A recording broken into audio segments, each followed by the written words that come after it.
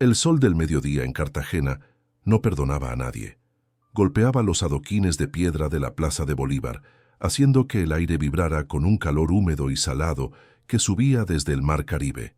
Para los turistas era un espectáculo de colores: el amarillo ocre de las fachadas coloniales, el fucsia de las bugambilias colgando de los balcones, los vestidos multicolores de las palenqueras vendiendo frutas.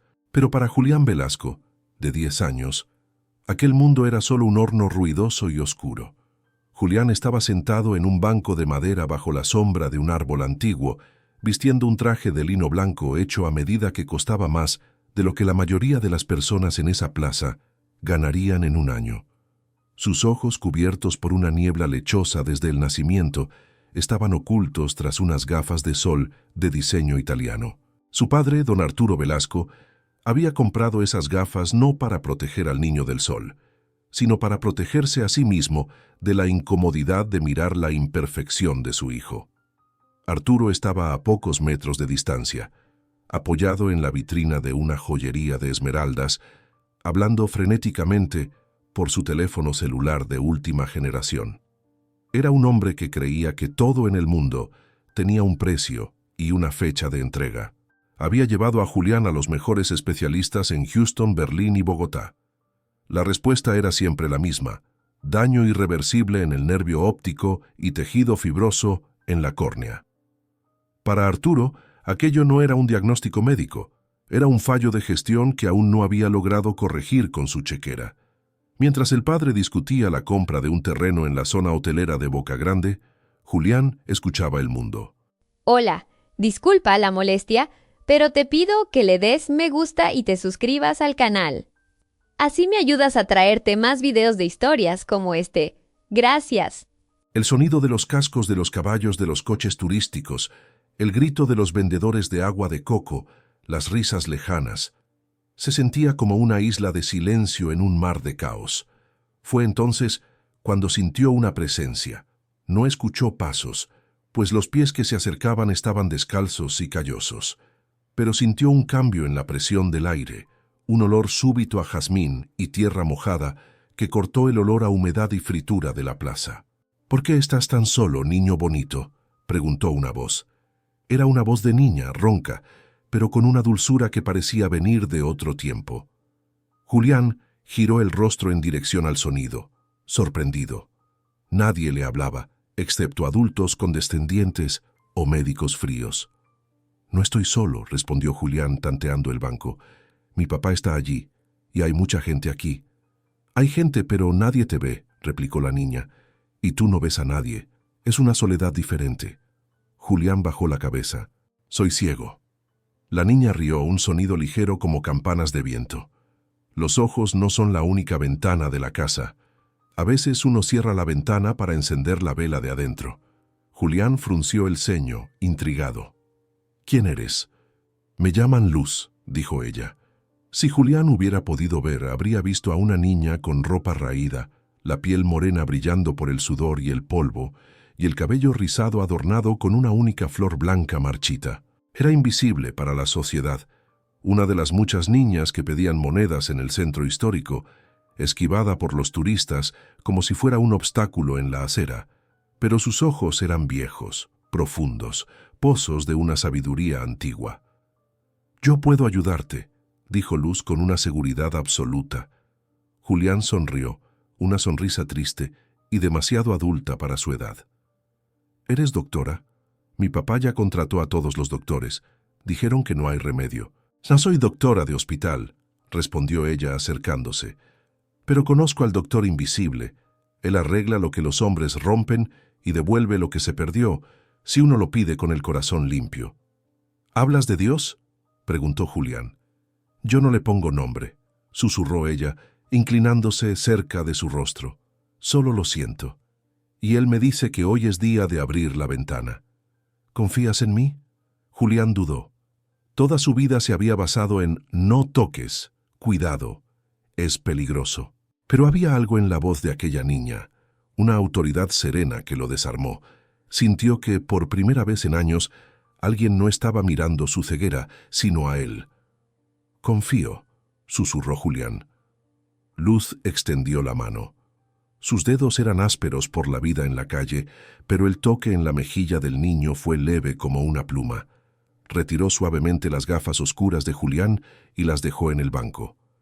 La luz fuerte del sol del Caribe golpeó los ojos nublados del niño, pero él no parpadeó. «Quédate quietecito», pidió ella. Al otro lado de la plaza, Arturo colgó el teléfono, satisfecho con el negocio cerrado. Se giró para revisar a su hijo y la escena lo paralizó. Vio a una mendiga, una niña de la calle sucia, con las manos en el rostro de su hijo inmaculado. El prejuicio de clase y el instinto protector explotaron en su mente como una bomba. «Oye», gritó Arturo comenzando a correr, «aléjate de él». Pero en el banco, el tiempo parecía haberse detenido. Luz no se asustó con el grito. Acercó sus dedos a los ojos de Julián. No tocó el globo ocular, sino que hizo un movimiento de pinza en el aire, muy cerca de las pestañas, como si estuviera sujetando algo impalpable que cubría la visión del niño. «¿Estás listo?», preguntó ella. «Sí», respondió Julián, sintiendo un hormigueo extraño, un calor que nacía detrás de sus ojos y se expandía por su cráneo. Con un movimiento rápido y preciso, Luz tiró. Para quien mirara desde lejos, ella no tenía nada en las manos, pero Julián sintió como si un velo pesado, una tela de araña gruesa y antigua, hubiera sido arrancada de su alma. Hubo un sonido, audible solo para él, como el rasgar de una tela fina. Luz sostenía algo entre los dedos. Contra la luz del sol brillaba un hilo muy fino, translúcido, casi etéreo, que parecía vibrar. Fue en ese momento que Arturo llegó. El magnate, ciego de ira, no vio el milagro, vio solo la suciedad. «¿Qué crees que estás haciendo?», rugió él. Con un empujón violento lanzó a Luz lejos. La niña, pequeña y ligera, voló y cayó sobre las piedras calientes de la plaza. El hilo brillante se soltó de su mano y desapareció en el viento. «¡Papá, no!», gritó Julián extendiendo las manos. La multitud se detuvo. Turistas, vendedores, todos miraron. El susurro de «abusador» comenzó a circular. «¿Estás loca?», le gritó Arturo a la niña caída que se levantaba despacio, limpiándose la rodilla sangrante sin llorar. «Podrías haberlo lastimado. Podrías haberle pegado una infección. ¿Dónde están tus padres? Voy a llamar a la policía. Eres una farsante peligrosa». Agarró a Julián por el brazo, tirando de él con fuerza para levantarlo. «Nos vamos ahora mismo, Julián. Te dije que no hablaras con esta gente. Están sucios». Luz miró a Arturo. No había odio en sus ojos, ni miedo. Había una tristeza infinita, una pena profunda por aquel hombre que tenía visión perfecta, pero no veía nada. «A veces, señor», dijo ella con una voz calmada que cortó la histeria de Arturo, «lo imposible solo necesita permiso para entrar. Usted tiene mucho miedo de lo que no puede comprar». Arturo se puso rojo de ira. Arrastró a Julián hacia el auto que esperaba, pero Julián se resistía. Tropezaba, no porque no viera, sino porque estaba viendo demasiado. «Papá, papá, espera», gritó el niño con la voz embargada de llanto y risa. «Papá, tu corbata es roja». Arturo se detuvo. El mundo se detuvo. Miró hacia abajo. Llevaba una corbata de seda carmesí. Julián levantó las manos y tocó el rostro de su padre. Sus ojos, antes blancos y lechosos, ahora tenían una pupila definida, trémula, intentando enfocar en el torrente de luz y colores que invadía su cerebro. «Te estoy viendo, papá», sollozó Julián. «Estoy viendo la luz. Veo el sol». El viaje hasta el Hospital Universitario del Caribe se hizo en un silencio aturdido. Arturo conducía con las manos temblorosas, mirando por el retrovisor cada 10 segundos para ver a Julián en el asiento trasero, quien reía y lloraba, señalando los árboles, los autos, los colores de los edificios coloniales pasando rápido. «Azul. ¿Eso es azul, papá?», preguntaba el niño. «¿Y eso es verde? Es muy brillante. Duele, pero es hermoso». Arturo no podía responder. La lógica de su mundo, construida sobre hechos, números y diagnósticos médicos irrefutables, había colapsado en la acera de Cartagena. En el consultorio del doctor Morales, el oftalmólogo más prestigioso de la ciudad y amigo personal de Arturo, el clima era de incredulidad científica. El médico examinó los ojos de Julián con todos los aparatos disponibles. Encendió luces, dilató pupilas, hizo escáneres. Cuando finalmente se sentó frente a Arturo, el médico estaba pálido. Se quitó las gafas y se frotó los ojos. Arturo, no sé qué decir. Dime qué pasó, hombre, exigió Arturo con la voz fallando. El tejido fibroso, la catarata congénita, la atrofia, desapareció. El médico señaló las imágenes en la pantalla. La retina está limpia. El nervio óptico está respondiendo perfectamente. Es como si alguien hubiera entrado ahí y limpiado todo con la mano, quirúrgicamente, pero sin dejar cicatriz, sin corte, sin sangre. Eso es imposible, susurró Arturo. Para la medicina sí, admitió el médico. Llamamos a esto remisión espontánea milagrosa. En 30 años de carrera nunca vi nada igual. Tu hijo ve al 100%. Arturo salió del consultorio mareado. Miró a Julián, que estaba en la sala de espera leyendo las letras grandes de un cartel en la pared, deletreando despacio. El recuerdo de la tarde lo golpeó como un tren. La niña, la vagabunda a la que había empujado. Ella había dicho que podía devolver lo que se había perdido. Ella había tocado sus ojos. Una culpa abrumadora, un terror frío, subió por la espalda de Arturo. Había agredido al milagro. Había llamado sucia a la mano que curó a su hijo. «Vamos a volver», dijo Arturo agarrando la mano de Julián. «¿A casa?» «No, a la plaza. Necesitamos encontrarla». Regresaron a la plaza de Bolívar. El sol ya se estaba poniendo, tiñendo las paredes coloniales de naranja y púrpura. Arturo, el hombre que nunca pedía favores, corrió de tienda en tienda, de puesto en puesto. Una niña, morena, pelo rizado, vestido de flores viejas, estaba descalza. ¿Alguien la vio? Los vendedores lo miraban con desconfianza. Algunos recordaban al hombre rico que había empujado a una niña horas antes y giraban la cara con desprecio. Otros decían que había muchas niñas así, que eran invisibles. Ella dijo que se llamaba Luz, insistió Julián mirando a su alrededor, deslumbrado con los colores del atardecer, pero triste por la ausencia de ella. Nadie conocía a una Luz. Nadie sabía de dónde venía. Era como si se hubiera materializado del calor del asfalto solo para aquel momento. Arturo se detuvo en medio de la plaza, jadeante, sudado, el traje arrugado. Por primera vez en su vida de privilegios, sintió el sabor amargo de la impotencia. Tenía todo el dinero del mundo, pero no podía comprar el perdón de quien no estaba allí. Había juzgado lo divino por la apariencia de su envase, y ahora el envase había desaparecido, dejándolo solo con el regalo y la vergüenza. Pasaron las semanas.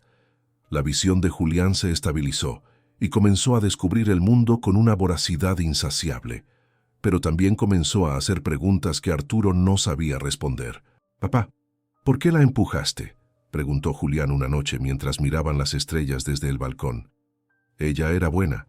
Ella olía a flores. Arturo tragó saliva. «Porque fui ciego, hijo.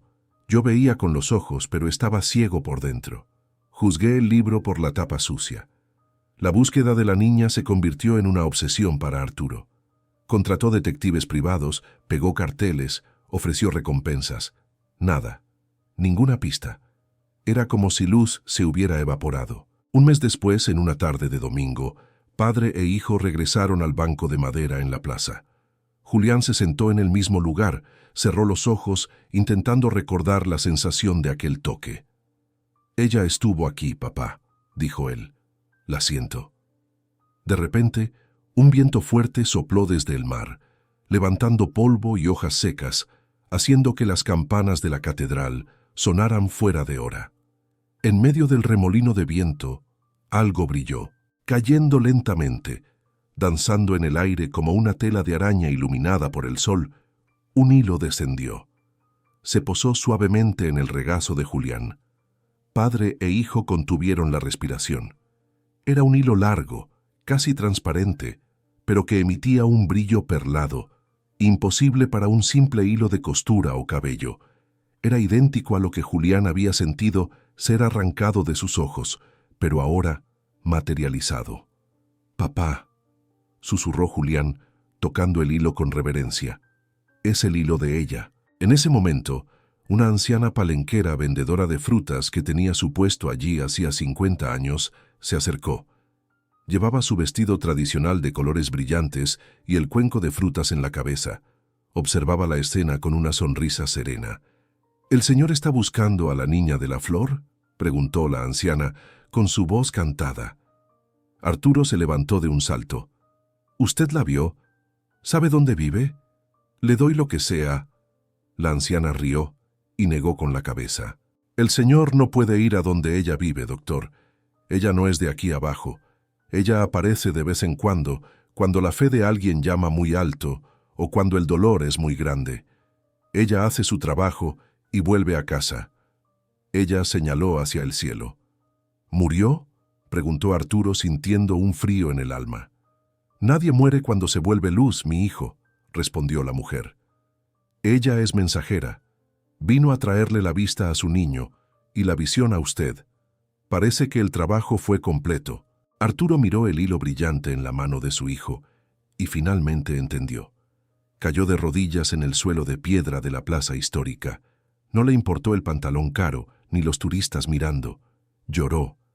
Lloró por la arrogancia, por el prejuicio, y lloró de gratitud.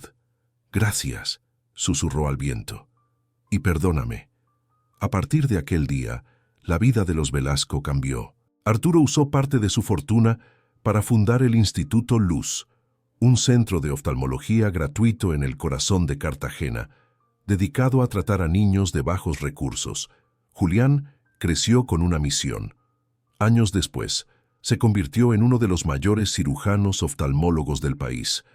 En su consultorio moderno, en un marco de cristal blindado en la pared principal, no había diplomas de Harvard ni premios médicos. Había solo un hilo fino y brillante, casi invisible, flotando en el centro del cuadro. Debajo de él, una placa de bronce decía: «Algunos curan con la ciencia, otros con la fe, pero solo quien ama de verdad puede devolver la vista al corazón». Arturo envejeció con la paz de quien aprendió la lección. Contaba la historia a quien quisiera escuchar, siempre terminando con la misma frase: «Yo era el hombre más rico de la ciudad, pero necesité a una niña descalza para enseñarme que la única riqueza que nos llevamos de esta vida es la luz que dejamos en los otros». Dicen que hasta el día de hoy, en las tardes calurosas de Cartagena, si tienes el corazón afligido y te sientas en aquel banco de la plaza, puedes sentir un olor repentino a jazmín y ver por el rabillo del ojo la silueta de una niña con una flor en el cabello, recordándole al mundo que los milagros no usan zapatos de marca.